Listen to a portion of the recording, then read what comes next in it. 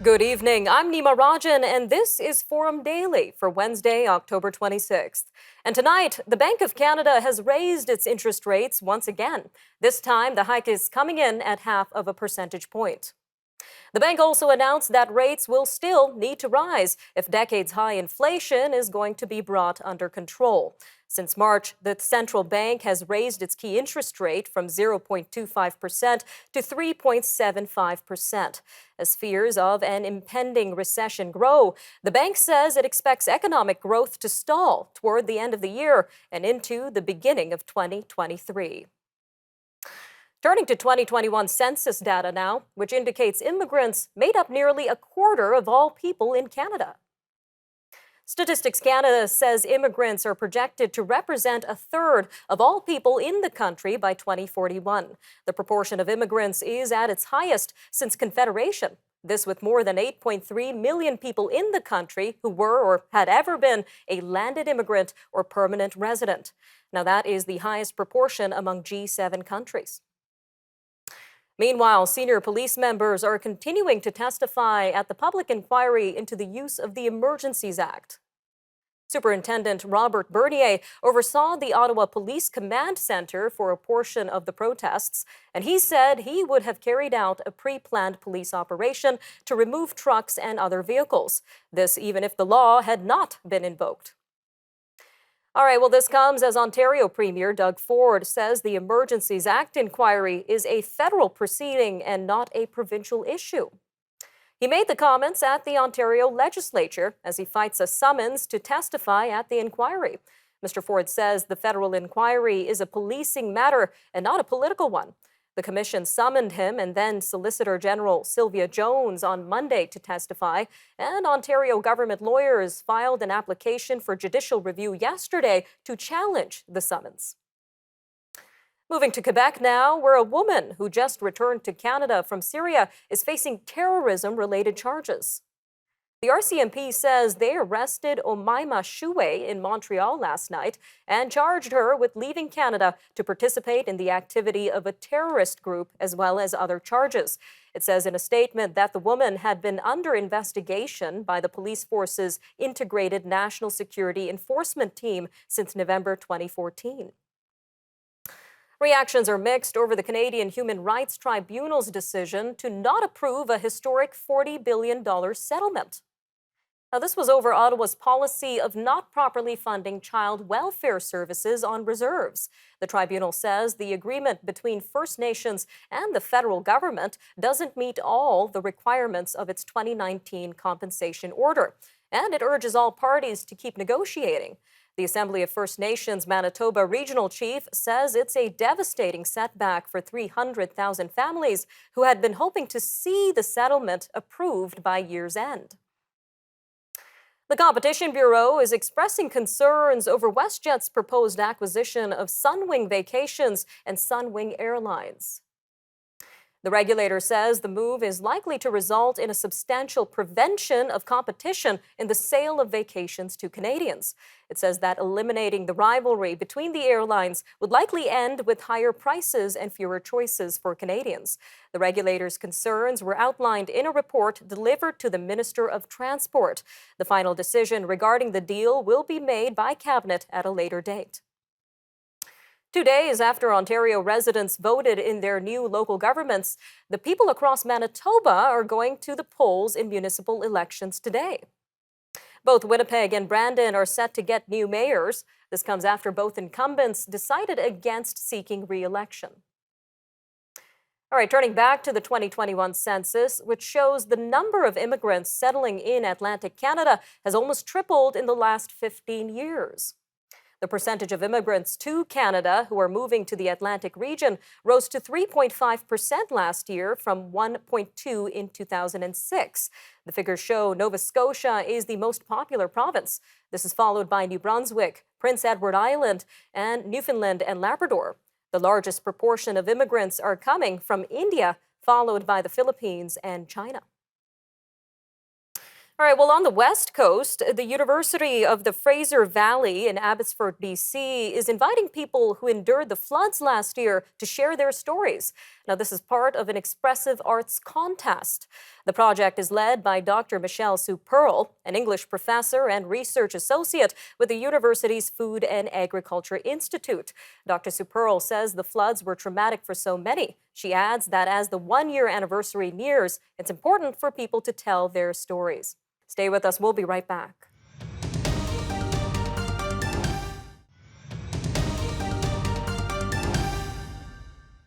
Soaring cases of respiratory syncytial virus in Quebec have pushed the positivity rate to 15% in Montreal and Quebec City. Weekly provincial surveillance data show positivity rates of the childhood illness hover just over 13% province-wide. This with slightly higher rates in the two cities and wide variation among smaller communities. It's several times the most recent federal positivity rate of 3.5%. The head of the pediatric emergency department at CHU Saint-Justine Hospital in Montreal actually spoke on this, and he says his emergency rooms are completely jammed with patients with respiratory viruses that are largely driven by RSV.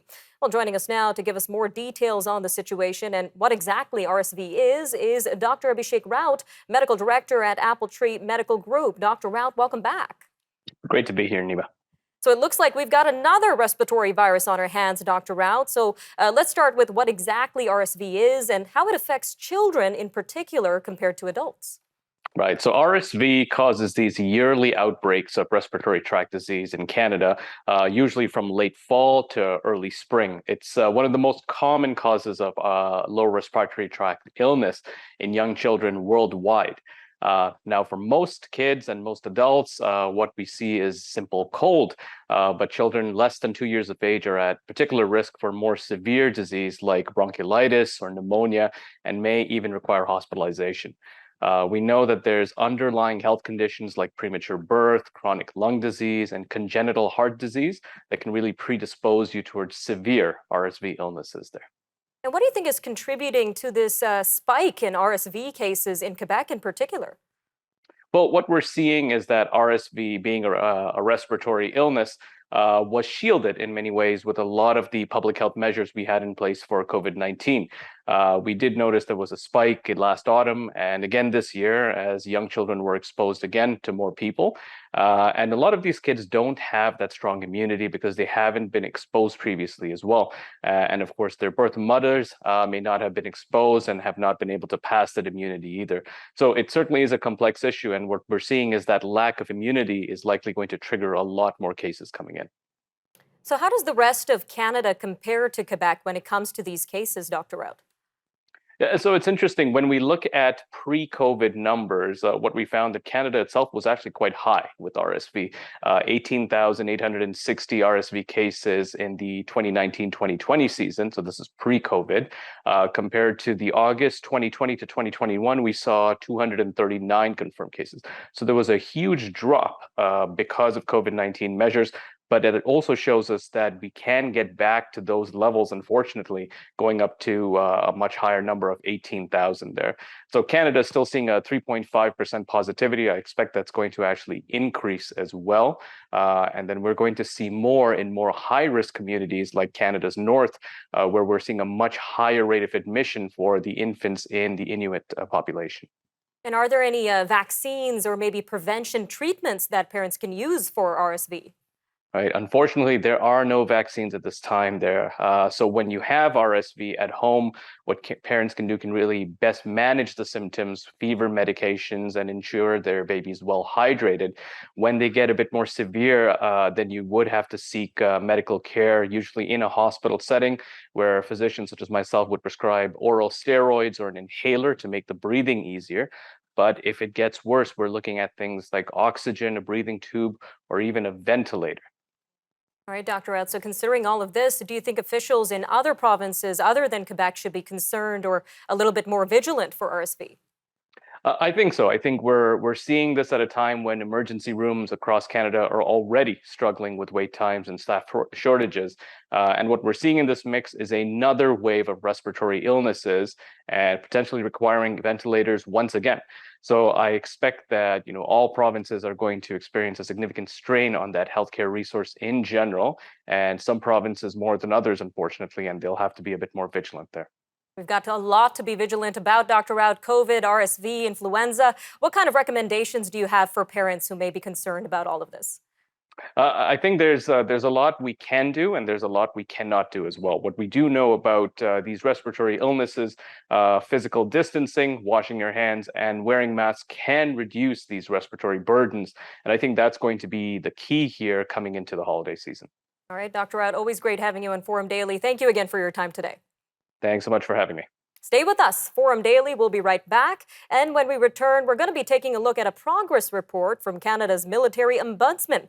Gregory joins us to explain his disappointment over how the Canadian Armed Forces has not completed a single recommendation for the treatment of part-time soldiers. We'll have that interview and more news from around the world up next, so stay tuned.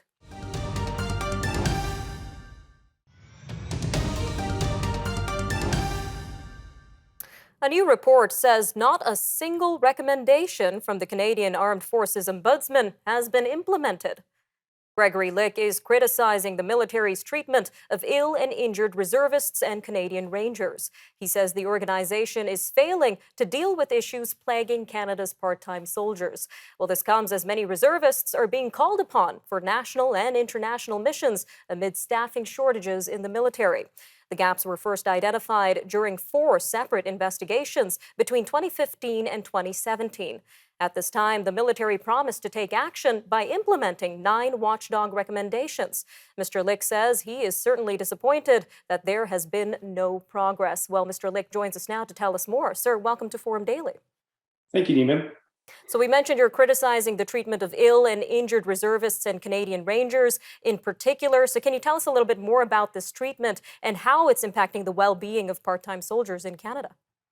Well, I think one of the points is that they're not being mistreated, I think, but certainly one of the issues that we found across all of our recommendations is that reservists are not getting the information that they always need in case they're ill and injured, and they need to access services, support, healthcare, and so on. And that's probably one of the most critical pieces that a part-time soldier or sailor or so on needs to have. And considering that not a single one of these recommendations out of 4 reports have been fully implemented over the past 5+ years, what kind of response or reasoning did you get from CAF regarding this? Well, I think it has been a bit perplexing to understand why there hasn't been as much progress as needed. But I think, perhaps the pandemic was a part of it. But these recommendations have been, some of them since 2015. So I think they need to put a bit more priority, a bit more resources, particularly in the health services group and military personnel command, to get these things on track. And what is the response following your recent progress report on Monday? Well, I met with the minister yesterday.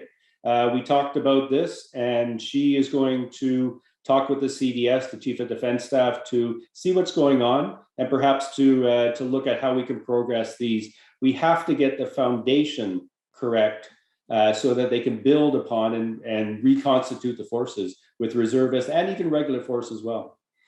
Now, meanwhile, the military itself is dealing with a shortage of personnel. So how would the implementation of these 9 recommendations help with this issue in particular? Well, as I said, if you get the foundation correct, you can build upon it. So having a proper care, proper services for reservists will allow the Canadian Armed Forces to reconstitute better. And in the case of a shortage of regular force personnel, reservists are filling many of those spots. And also domestic operations are increasing as well. So if the provinces and territories want to have more services in climate change, floods, fires, and so on, they need a reserve force right now too as well. And these recommendations will help build and retain personnel within the reserve force. And on that note, just how reliant are we on our part-time soldiers amid this staffing shortage, sir? Well, I think it's fairly evident that they're becoming more reliant at this point in time, given that they still need to rebuild and reconstitute the regular force. The reserve force will always be part of Canada, I feel. And so they are pretty reliant on them now. And as domestic operations grow, I think they will, they're going to be probably more reliant on them. So these recommendations are important to build a reserve force. All right, Mr. Lick. Well, out of these 9 recommendations from your office, are there any that stand out to you as the most urgent right now? Well, I think I wouldn't say there's any of the most urgent. I think the common theme amongst many of them is that information piece, making sure these part-time people, part-time reservists who are not always at work in the Canadian Armed Forces, to make sure that they have easy access to this information so they know when, where, how to access the services and support that they need if they are ill and injured. All right, just about a minute left here, sir. But what are you watching for after the release of this progress report? Well, certainly there is some of these recommendations which are partially implemented. We are monitoring them with the various environmental commanders and military personnel command to make sure and keep heat and light on the department so that they are implementing what they said they would implement. And in fact, I met with the Army commander just the other day too as well. And I'm encouraged by the fact that he has just taken on and put resources against the recommendations dealing with the Rangers. That's important not only to the North, but also to Arctic security.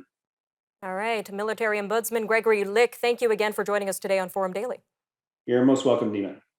All right, we'll be right back after the break. And when we return, we're going to be taking a look at the major news stories and headlines from around the world as Russia's Putin reviews his nuclear forces and protests continue in Iran 40 days after the death of Mahsa Amini. We'll have these stories and more news from around the world shortly after the break. We'll see you soon.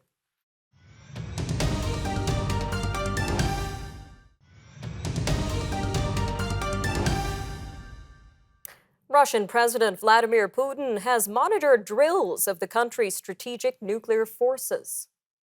Russia's defense minister reported to Mr. Putin that Wednesday's drills were intended to simulate a massive nuclear strike by Russia in retaliation for a nuclear attack on Russia. Washington has said that Moscow properly informed it of the drills in advance. Mr. Putin also repeated Moscow's claim of a Ukrainian plot to detonate a radioactive dirty bomb and attempt to blame it on Russia. Ukraine and its allies have strongly rejected the allegation. Tensions in Iran continue following the death in custody of 22-year-old Mahsa Amini. Today saw hundreds of protesters pouring into the streets of a northwestern Iranian city to mark the watershed 40 days since her death. Ms. Amini was detained last month for allegedly violating the country's strict dress code for women. Her tragedy sparked Iran's biggest anti-government movement in over a decade. Wednesday also saw gunmen attack a major Shiite holy site in Iran. They killed at least 15 people and wounded dozens of others. The United Nations Special Envoy for Myanmar is warning of deepening political, human rights, and humanitarian crises in the country. She adds it is taking a catastrophic toll on the people. Nolene Hazer spoke to a UN committee on Tuesday. She said more than 13.2 million people don't have enough to eat and are being displaced by growing violence. Meanwhile, the United Nations says the 3 main greenhouse gases in the atmosphere have hit record high levels. The UN's weather agency is calling this an ominous sign. This comes as the war in Ukraine, the rising cost of food and fuel, and other worries have elbowed in on long-term concerns about global warming. The annual Greenhouse Gas Bulletin is one of several reports released in recent days highlighting climate change. Well, it looks like U.S. and EU officials have set up a task force today to resolve a trade dispute over electric vehicle batteries. Under the United States' new Inflation Reduction Act, a tax credit of up to $7,500 could be granted to lower the cost of an EV, but only if it runs on a battery built in North America with minerals mined or recycled on the continent. The EU says the measure is a potential trade barrier discriminating against foreign producers. Turning to the Chinese city of Shanghai, which is going to be administering COVID-19 vaccines that can be inhaled rather than injected. The inhalable COVID-19 vaccine appears to be a world first, with users inhaling a mist through the mouth. The alternative to shots is being offered for free as a booster dose. Scientists hope that such needle-free vaccines will make vaccination more accessible in countries with fragile healthcare systems. Well, speaking of healthcare systems, Australia's largest health insurer says the cyber attack it experienced gave hackers access to the personal data of all 4 million of its customers. Medibank also says significant amounts of health claims data were compromised in the breach. The culprits have reportedly demanded ransom and have threatened to release information of high-profile customers. At first, Medibank said the breach was thought to be limited to a subsidiary and to data on just foreign students. Switching gears to major moves by sports network ESPN, which has closed a deal to sell its majority stake in the X Games and Winter X Games. Now, that marks the end of a nearly 3-decade chapter during which the network helped propel snowboarding, skateboarding, and other action sports out of the fringe and into the mainstream. Terms of the sale to the private equity firm MSP Sports Capital were not released. Some good news in northern Malaysia, where police say about 30 members of a film crew who were trapped in a limestone cave during heavy rain have been rescued. Police have confirmed that they were evacuated from Temperung Cave in Perak State, but they could not give any further details. Local media cited a local police chief as saying they were trapped after water levels rose during heavy rain on Wednesday and flooded the cave exit. Looks like quite a find. Archaeologists in northern Iraq have unearthed 2,700-year-old rock carvings, and they feature war scenes and trees dating back to the Assyrian Empire. A team of experts in Mosul, Iraq's second-largest city, has been working to restore the site of the ancient Mashki Gate. The structure was bulldozed by Islamic State group militants in 2016. The head of the restoration project said on Wednesday that his team was surprised to discover 8 murals with inscriptions, decorative drawings, and writings. All right, I'm Nima Rajan, and that'll do it for your look at national and international news for today. Take care, Canada. We'll see you next time on Forum Daily.